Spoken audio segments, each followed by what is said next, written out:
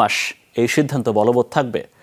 জনপ্রশাসন মন্ত্রণালয়ের প্রজ্ঞাপনে বলা হয়েছে, ফৌজদারি দণ্ডবিধি 1898 এর 12(1) এবং 17 ধারা অনুযায়ী সেনাবাহিনীর কমিশনপ্রাপ্ত কর্মকর্তাদের নির্বাহী ম্যাজিস্ট্রেটের ক্ষমতা দেওয়া হয়েছে। আরও বলা হয়েছে সেই প্রজ্ঞাপনে, ফৌজদারি দণ্ডবিধি 1898 এর 64, 65, 83, 84, 86, 95 এর 2, 100, 105, 107, 109 এবং আরও বিভিন্ন ধরনের ধারা অনুযায়ী সংগঠিত অপরাধের ক্ষেত্রে সেনাবাহিনীর কর্মকর্তারা তাদের বিচারিক ক্ষমতা প্রয়োগ করতে পারবেন।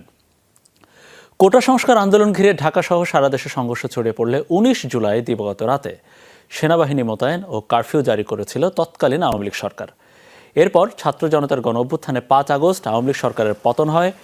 3 দিনের মাথায় 8 আগস্ট শান্তিতে নোবেলজয়ী অর্থনীতিবিদ ডক্টর মোহাম্মদ ইউনূস এর নেতৃত্বে নতুন একটি অন্তর্বর্তী সরকার গঠিত হয়।